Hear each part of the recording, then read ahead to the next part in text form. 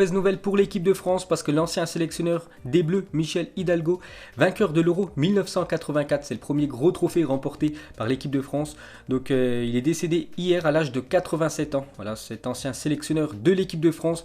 Donc l'équipe de France doit à Michel Hidalgo la première ligne de son palmarès international, celle de l'Euro 1984. Ils ont aussi remporté l'Euro 2000, l'équipe de France, mais en 84 c'était Hidalgo, l'entraîneur. Il a aussi été le sélectionneur pendant 8 ans de cette équipe de France. Donc Hidalgo fut également sur le banc des Bleus lors de la légendaire demi-finale de Coupe du Monde France-RFA en 1982. Donc pour ceux qui se souviennent pas du tout de ce match les gars, demi-finale de Coupe du Monde France contre l'Allemagne de l'Ouest. Donc déjà score final 3 partout, ça allait jusqu'aux prolongations parce qu'après au bout de 90 minutes les gars il y avait un partout. Donc l'équipe de France quand même menait 3-1 après prolongation et l'Allemagne est revenue et l'équipe de France s'est inclinée au tir au but 5-4. Donc c'est l'un des matchs les plus spectaculaires de l'équipe de France. Bon après au fin du compte l'Allemagne s'était fait battre en finale contre l'Italie 3-1, mais c'est vraiment un match légendaire et c'est Hidalgo qui était sur le banc.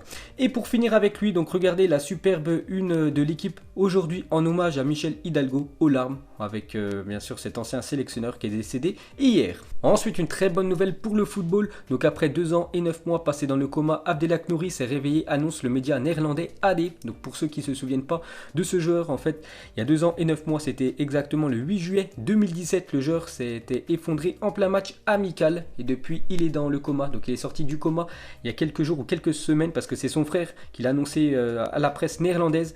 Donc il a dit il n'est plus dans le coma, il est rentré récemment, il éternue, mange, rote, fronce les sourcils mais il reste dans son lit, il est dépendant de nous. Une certaine forme de communication est possible par exemple sous la forme de sourcils levés ou sourire. Nous lui parlons et regardons le football avec lui. Nous remarquons qu'il aime toujours ça, a expliqué son frère à la télé néerlandaise. Une magnifique nouvelle pleine d'espoir. Donc ça c'est quand même la très bonne nouvelle de la journée. Ensuite une déclaration de Rivaldo, ancienne légende brésilienne et aussi ancien joueur du Barça. Donc il a dit Lautaro Martinez a 22 ans. Il doit encore évoluer, prendre de l'expérience. Je crois que le Barça doit surtout se concentrer sur le retour de Neymar pour recréer l'attaque dévastatrice que nous avions par le passé quand c'était la MSN Messi, Suarez, Neymar qui faisait beaucoup de mal. Ces trois-là ont remporté la Ligue des Champions 2015 et voilà ce qu'a dit Rivaldo, que le Barça devrait vraiment se concentrer sur le retour de Neymar et non recruter Lautaro Martinez parce qu'il a pas assez d'expérience. Ensuite pour continuer avec la légende brésilienne, Rivaldo cette fois-ci il a parlé de Griezmann, est toujours capable de faire la différence surtout en l'absence de Messi. Nous devons donc attendre et voir s'il peut s'adapter au système du Barça. Griezmann a la qualité pour réussir au club. Donc voilà ce qu'a dit Rivaldo sur la star française Griezmann. Ensuite pour continuer avec l'équipe espagnole du FC Barcelone, donc le Barça attendrait au moins 30 millions d'euros pour libérer Samuel Umtiti cet été d'après le journal AS en Espagne. Donc Umtiti ces derniers mois il joue quasiment plus du tout à part les petits matchs de l'équipe du FC Barcelone. Maintenant la charnière indiscutable titulaire c'est quand même l'anglais et Piqué. Donc Umtiti depuis quand même qu'il est revenu de la Coupe du Monde, qu'il est revenu blessé, il a perdu sa place et c'est très compliqué à regagner du temps de jeu, donc il devrait quitter le club dans quelques mois. Ensuite, on peut voir pour le remplacer, il y aura peut-être un autre Français qui devrait arriver du côté du Barça. Aymeric Laporte est le défenseur central favori du Barça pour renforcer le groupe la saison prochaine. Et surtout, Aymeric Laporte, défenseur de City, connaît très bien la Liga, parce qu'avant il évoluait du côté de Bilbao. Ensuite, cette fois-ci, on va parler de Alex Telles, c'est proche de Laporte de sortie du côté de Porto. Et le club portugais pense à Marc Cucurella pour le remplacer. Donc c'est les défenseurs de Retafe prêté par l'équipe du Barça, donc il pourra avoir un échange entre Alex Telles et Cucurella. Donc Cucurella dans l'opération donnerait un avantage conséquent à Barcelone devant les clubs anglais pour recruter Telles, parce que voilà, le Barça aimerait recruter donc Laporte et aussi Alex Telles, le défenseur brésilien de Porto. Ensuite, intérêt de l'Inter Milan pour Nelson Semedo, le latéral portugais du Barça n'est plus considéré intransférable comme c'était le cas il y a un an. Le club italien le suit avec attention pour cet été. Donc voilà un autre défenseur qui pourrait quitter l'équipe du Barça après Samuel Umtiti, c'est le défenseur portugais Semedo. Ensuite, une déclaration de Sterling, l'attaquant anglais de Manchester City. Donc il a dit: est-ce que je retournerai un jour à Liverpool? Pour être honnête, j'adore Liverpool. Donc il a dit ça sur un live Instagram Sterling. Donc pourquoi pas le revoir dans son ancien club dans quelques années. Ensuite, on va parler de Vitorino Hilton, qui a quand même 42 ans, l'âge de Buffon, a déclaré sur RMC Sport vouloir continuer de jouer la saison prochaine. Donc il a dit: je me sens très bien, j'ai envie de faire une dernière saison si le club l'accepte. Donc il parle du club de Montpellier. Donc à 42 ans, toujours aussi bon Hilton, hein, cette saison c'est quand même le capitaine, il est surtout très performant avec cette équipe de Montpellier. Donc si Montpellier veut bien le prolonger d'une saison, donc il continuera à jouer, il a quand même 32 ans, donc respect à lui. Ensuite on va parler de Stéphane Diarra, 21 21 ans, Georges Dumont intéresserait plusieurs clubs français dont Marseille, Lille et Lorient en cas de montée à la fin de la saison. D'après le journal L'Équipe, cet hiver, selon Gaulle, l'Ivoirien intéressait déjà quelques écuries anglaises. Donc pour ceux qui suivent un peu le championnat de Ligue 2, vous savez que cet Ivoirien, il est très bon, Stéphane Diarra. Donc il pourrait quitter cette équipe du Mans, surtout le Mans risque de descendre en national vu qu'actuellement ils sont avant-dernier du championnat de Ligue 2 et il pourrait aller soit dans une belle écurie française ou aller à l'étranger. Ensuite, Frank Lampard apprécie le profil de Luka Jovic et sera attentif à sa situation cet été. Donc Luka Jovic qui est quand même un sacré flop du côté du Real Madrid. N'oubliez pas que le Real l'a acheté 60 millions d'euros l'été dernier à l'équipe de Francfort et depuis son arrivée, il joue très rarement Luka Jovic. Après c'est compliqué de détrôner Karim Benzema. Donc l'entraîneur de Chelsea, Frank Lampard, aimerait le recruter l'année prochaine parce qu'il aime bien son profil. Ensuite, pour pallier la blessure de Luis Suarez, le Barça a proposé 40 millions d'euros au Borussia Mönchengladbach pour Alassane Pla cet hiver, donc l'hiver dernier, offre refusée par le club allemand. Donc du coup, ils ont acheté Martin Braithwaite. Ensuite, on va parler de Arsenal qui serait intéressé par Chris Smalling et aurait soumis une première offre à Manchester United. Donc actuellement, il est prêté par l'équipe de Manchester United à l'équipe de l'AS Roma en Italie. Et il fait surtout une très belle saison, le défenseur anglais. Donc si l'AS Roma ne l'achète pas définitivement, donc il va revenir du côté de Manchester. On peut voir que Arsenal aimerait l'avoir pour la prochaine saison. Ensuite, le FC Séville souhaiterait se séparer de Ronny Lopez.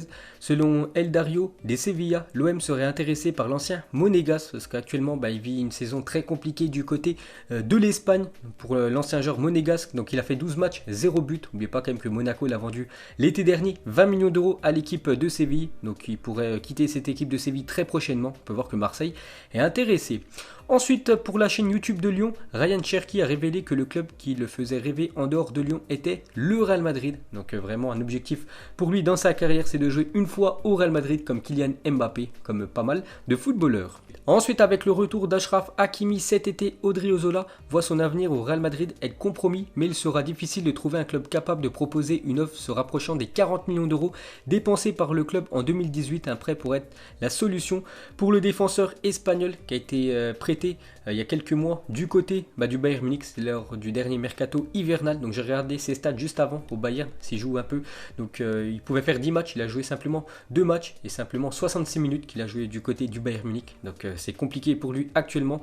Donc il devrait revenir du côté du Real. Mais le problème c'est qu'il y a Hakimi aussi qui va venir l'été prochain. Donc peut-être le mieux pour lui c'est un transfert ou encore un prêt. Ensuite, pour continuer avec le Real Madrid, on va parler de Cristiano Ronaldo fait le forcing pour récupérer une star de Zidane. Et la star c'est Marcelo, le défenseur gauche brésilien qui joue plus trop quand même ces derniers mois, ces dernières années avec cette équipe du Real, souvent laissé sur le banc. Maintenant c'est quand même Mendy le titulaire du côté du Real Madrid en tant que défenseur gauche. Avant que Mendy vienne, c'était Reguilón quand même qui était titulaire à la place de Marcelo. Donc la Juventus offre 4 ans de contrat à Marcelo. Donc la Juve passe à l'action pour le défenseur gauche brésilien. Donc aujourd'hui la Juve estime qu'elle a besoin de Marcelo pour concurrencer un Alexandro bien trop seul à ce poste, même si De Seglio peut jouer à gauche. Et pour convaincre le joueur âgé actuellement de 31 ans, Marcelo qui est en fin de contrat en 2022 avec l'équipe du Real. Donc la vieille dame est prête à lui offrir un contrat de 4 ans comme le rapporte le journal Marca en Espagne. Donc peut-être Cristiano Ronaldo va retrouver un ancien collègue à lui, un ancien très grand ami, puisque CR7 est très copain avec Marcelo la saison prochaine. Donc on a une petite info sur le défenseur brésilien. Ensuite, une déclaration de l'agent de Théo Hernandez, lui aussi ancien joueur du Real Madrid, maintenant joueur du côté du Milan AC, est plutôt bon cette saison, il a marqué pas mal de buts. Hernandez, je crois que c'est l'un des meilleurs buteurs de l'équipe du Milan AC, pourtant il joue défenseur gauche. Donc son agent a dit Théo est arrivé très jeune au Real Madrid et peut-être qu'on manquait un peu de patience avec lui, avec des garçons de qualité. Il en faut beaucoup et vous devez lui donner du temps de jeu. Dans les clubs très importants comme le club merengue, il faut être prêt tout de suite, ce qui laisse peu de patience avec les jeunes. Donc souvent ils doivent chercher une place dans d'autres équipes là où ils peuvent exploser, comme cela se passe actuellement pour Théo Hernandez du côté du Milan AC. Donc voilà ce qu'a dit l'agent de Théo Hernandez. Il est peut-être arrivé trop jeune du côté du Real Madrid, il y avait trop de concurrence et maintenant il est en train d'exploser. Bien sûr le Real Madrid aimerait le revoir. Ensuite, Corentin Tolisso a refusé de signer à Naples à cause de la série Gomorrah alors qu'il était à 2 doigts de signer à Naples lors de l'été 2016. Son agent révèle qu'il a refusé au dernier moment par peur de la mafia napolitaine après avoir vu la fameuse série, donc Gomorrah. Donc je suis allé regarder sur internet si cette info était vraie, et c'est vrai qu'elle est vraie parce que d'après un article du Figaro, Tolisso, Gonalon, Naples, quand les joueurs ont peur de la Camorra, donc la mafia napolitaine. Donc c'est pour ça que Tolisso, qui était proche de signer du côté de Naples, il a refusé et du coup il est parti du côté du Bayern. Ensuite, des nouvelles de Eden Hazard qui a appelé hier son coiffeur pour lui montrer comment il s'était débrouillé sans lui. Donc vu qu'il ne peut pas se faire couper les cheveux actuellement, donc il a fait la boule à Z, l'attaquant belge. Ensuite les gars, on va parler de Sergio Agüero lors de la Coupe du Monde des U20 en 2007. Donc il a tout raflé, l'attaquant de Manchester City, donc déjà capitaine de l'Argentine, champion du monde. C'est l'Argentine qui a gagné cette Coupe du Monde des U20, élu meilleur joueur et meilleur buteur de la compétition. Il était déjà au top, Sergio Agüero. Regardez tous les trophées qu'il avait remportés. Ensuite, une déclaration de Vicente Del Bosque, ancien entraîneur de l'équipe du Real Madrid. Il a dit: le Real a gâché 25 millions d'euros avec Anelka. Un jour, il est arrivé dans le vestiaire et nous a dit qu'on n'était pas heureux car on ne célébrait pas ses buts. Il n'est pas venu s'entraîner pendant un jour ou deux et le club l'a sanctionné. Donc voilà une petite info et une petite anecdote sur Anelka. Donc il n'était pas heureux du côté du Real Madrid parce qu'à chaque fois qu'il marquait des buts, personne célébrait ses buts. Voilà Anelka du côté du Real Madrid. Donc un jour il a un peu pété un câble. Et donc il est plus venu s'entraîner et le club l'a sanctionné. Et pour finir ce Zap Image, donc le premier joueur qui vous vient à l'esprit en voyant ce logo, donc aujourd'hui c'est le logo et l'écusson de Chelsea. Donc moi j'ai pensé directement en voyant ce logo à Makelele, ancien numéro 6 de l'équipe des Blues. Donc vous mettrez, vous avez pensé à qui en commentaire. Donc voilà les gars, la fin du Zap Image 1076. Donc si ça vous a plu, un petit like et je vous ferai l'épisode 1077 demain. Donc moi je vous laisse et je vous dis à la prochaine comme d'habitude. Ciao à tous.